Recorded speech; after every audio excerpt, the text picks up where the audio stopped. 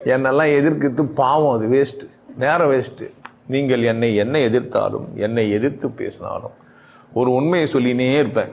கடவுள் ஒன்று தான், உயிர் தான் கடவுள், நீ கொண்டாட்டமாக வாழ தான் வந்த, மகிழ்ச்சியாக இருக்கிறது தான் உன்னுடைய பிறப்புரிமை, நீ உன்னை அழகாக வச்சுக்கோ, உன்னை நீ சௌகரியமாக வச்சுக்கோ, பல வண்ண உடுப்புகளை போட்டு பார்த்து உன் உடம்பை கொண்டாடு, நல்ல உணவுகளை அதுக்கு கொடு, மகிழ்ச்சியாக இரு, ஆனந்தமாக இரு, கடவுள் தெரிஞ்சுக்கிறதுக்கு பயிற்சி இருக்குது பண்ணு, வானா விட்டு சும்மாவே கூட இரு, நீ நல்லா இருந்தால் தான் 4 பேருக்கு உதவியாக இருக்க முடியும். உனக்கே நீந்த தெரியலன்னா யாரை காப்பாற்றுவ, உனக்கே காரை ஓட்ட தெரியலன்னா நீ நல்லா இருக்க முடியுமா, நீ நல்லா சந்தோஷமா ஆடி பாடி இருந்தீங்கன்னா பக்கத்தில் இருக்கிறவங்க பார்த்து கூட சந்தோஷப்படுவாங்க. சில பேர் வயிறு சேர்த்தாலும் அது அவன் பிரச்சனை.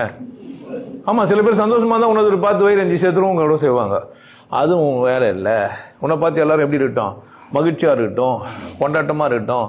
வந்தது எதற்காக? ஆனந்தமா இருக்கிறதுக்கு. இதுக்கு எதுக்கு எதிரி? இந்த மாதிரி ஒரு சொல்ற ஒரு மனுஷனுக்கு எதுக்கு எதிரி? அப்ப புரிஞ்சுச்சானே எதிரி தேவையில்லை. எங்க பிரச்சனை?